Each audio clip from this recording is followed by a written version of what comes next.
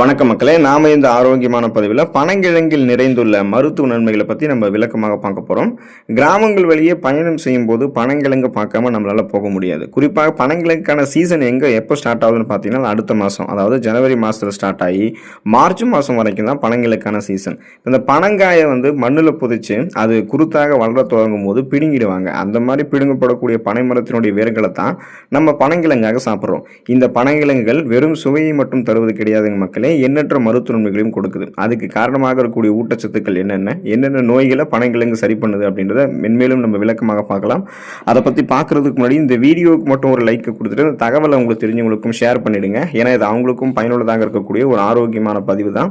இது போன்ற அப்டேட்ஸ்களை நீங்கள் தொடர்ந்து பார்க்கறதுக்கு நம்மளுடைய ஹெல்த் நியூஸ் தமிழ் சேனலை மறக்காம சப்ஸ்கிரைப் பண்ணி வச்சுக்கோங்க. பக்கத்தில் இருக்கக்கூடிய பெல் பட்டனையும் கிளிக் பண்ணி ஆல் அப்படின்ற ஆப்ஷனையும் செட் பண்ணி வச்சுக்கிட்டீங்க அப்படின்னா நாங்கள் போடக்கூடிய எல்லா அப்டேட்ஸும் உங்களுக்கு நோட்டிஃபிகேஷன் அடிக்கடி சேரும். சரிவாங்க மக்களே, இப்போ வீடியோக்குள்ள போயிடலாம்.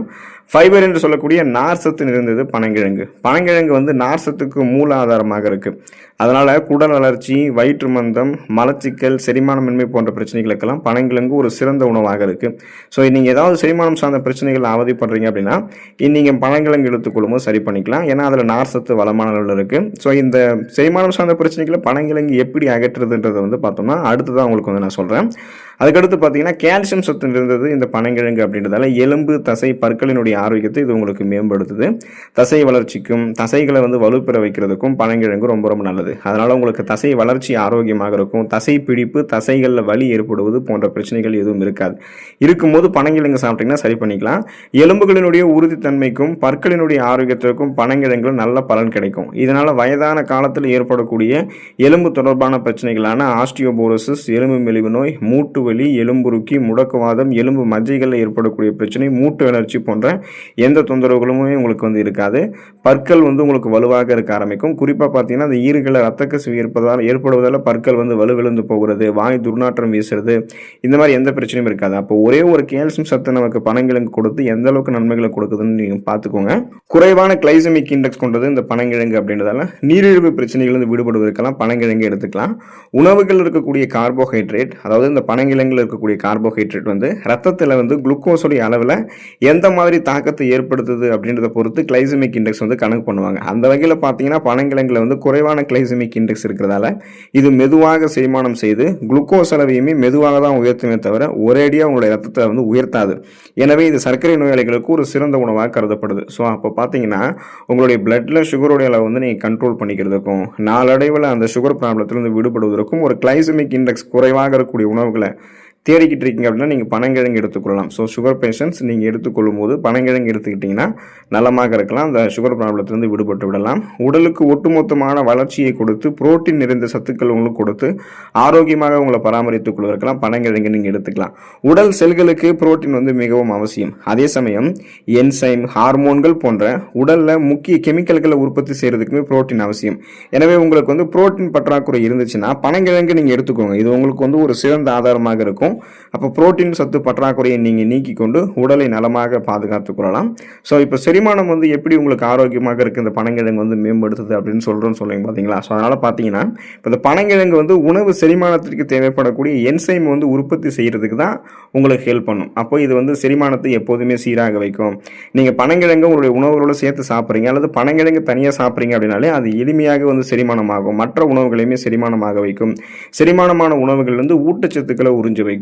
ஊட்டச்சத்துக்கள் உறிஞ்சப்பட்டது போக மீதம் இருக்கக்கூடிய கழிவுகளை உங்களுடைய குடல்கள் வெளியேற்றிவிடும்.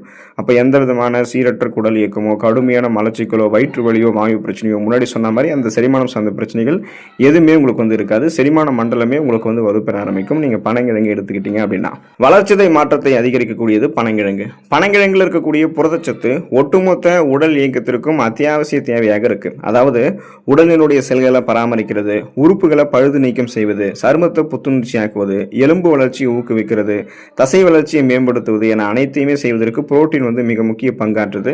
அது பனங்கிழங்குகள் நிறைவாக இருக்கிறதால தான் வளர்ச்சிதை மாற்றத்தை அது எந்த ஒரு இடையூறுமே உங்களுக்கு கொடுக்கறது கிடையாது. ஸோ மெட்டபாலிசத்தை நீங்கள் அந்த வளர்ச்சிதை மாற்றத்தை மெட்டபாலிசத்தை இன்க்ரீஸ் பண்ணி உடலை ஆரோக்கியமாக வைத்துக் கொள்ளணும் அப்படின்னா தொடர்ந்து பனங்கிழங்குகள் எடுத்துக்கொள்ளலாம்.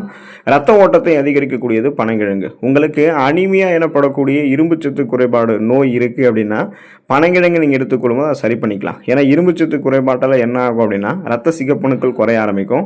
ரத்த சிகப்பணுக்கள் குறையும் பொழுது அதில் இருக்கக்கூடிய ரத்த புரதமான ஹீமோகுளோபினுடைய கவுண்ட்டும் குறையும். இதன் மூலமாக உங்களுக்கு போதுமான அளவுக்கு ஆக்சிஜன் சப்ளை கிடைக்காததால உடல் சோர்வாக இருக்கும், கடுமையான உடல் வலி இருக்கும், கவனமின்மை, உடல் பலவீனம், குமட்டல், தலைவலி மற்றும் வயிறு தொந்தரவுகள், சோர்ந்து இருக்கிறது, இந்த மாதிரியான அத்தனை அறிகுறிகளுமே உங்களுக்கு தெரிய ஆரம்பிக்கும். இது அத்தனைக்குமே பனங்கிழங்குலேருந்து உங்களுக்கு பலன் கிடைக்கும். இது ரத்த சிகப்பணுக்களை பராமரித்து உடலுக்கு தேவையான இரும்பு சத்து கொடுத்து ரெட் பிளட் செல்ஸை கரெக்டான லெவலுக்கு கொண்டு வந்து அதில் இருக்கக்கூடிய ஹீமோகுளோபினுடைய லெவலையும் கண்ட்ரோல் கரெக்டான லெவலில் கொண்டு வந்து உடலில் ரத்த ஓட்டத்தினுடைய அளவை சீராக்குது.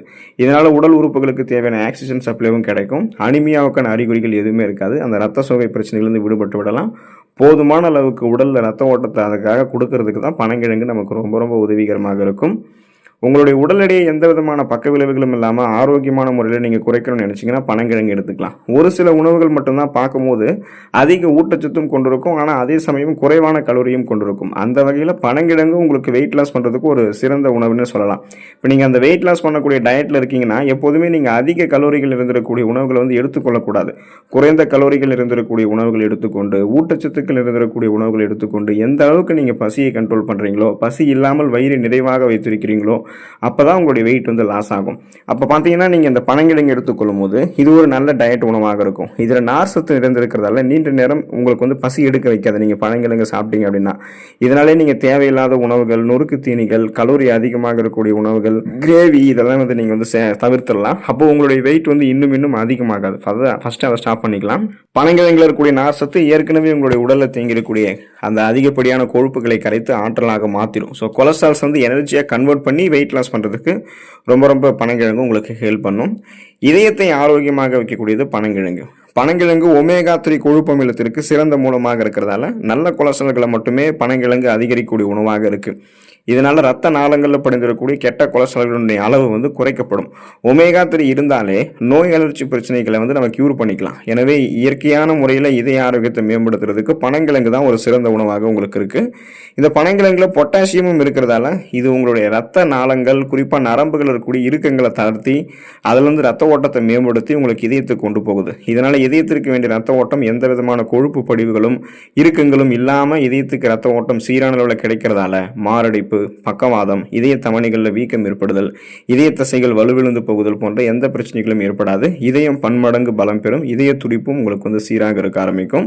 நோய் எதிர்ப்பு சக்தியை மேம்படுத்திக் கொள்வதற்கு பனங்கிழங்கு எடுத்துக்கொள்ளலாம். நோய் எதிர்ப்பு சக்தி அதிகரிக்கிறதுல பனங்கிழங்கு நல்ல பலன் அளிக்கிறதுக்கு காரணம் அதில் விட்டமின் சி என்று சொல்லக்கூடிய உயிர் சத்து நிறைந்திருக்கு. இது நோய் தொற்றுகளை எதிர்த்து போராட உதவக்கூடிய ரத்த வெள்ளையணுக்களை பாதுகாக்கும்.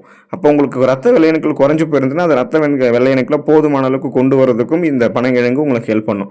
ஸோ விட்டமின் ஏ பனங்கிழங்குல இருக்கிறதால இது ஒரு சிறந்த ஆன்டி ஆக்சிடென்ட். எனவே உங்களுக்கு நோய் எதிர்ப்பு சக்தி வேண்டும்னா பனங்கிழங்கு நீங்கள் தாராளமாக எடுத்துக்கலாம். உங்களுக்கு இம்யூன் பவர் கிடைக்கிறதுக்கு சான்சஸ் இருக்குது. அப்போது நோய் எதிர்ப்பு சக்தி அதிகப்படுத்தப்படும் பொழுது உங்களுக்கு இருக்கக்கூடிய சாதாரணமான நோய்களையுமே நீங்கள் குணப்படுத்திக் கொள்ளலாம். சீசனலாக புதுசாக அட்டாக் ஆகக்கூடிய பாக்டீரியா, வைரஸ் போன்ற பருவகால தொற்று வியாதிகளையும் வராமல் தவிர்த்து நலமோடு வாழலாம்.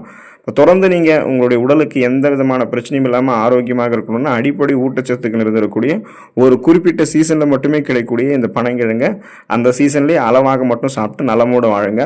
அடுத்த ஆரோக்கியமான பதிவில் மறக்காமல் சந்திப்போம். நன்றி மக்களே.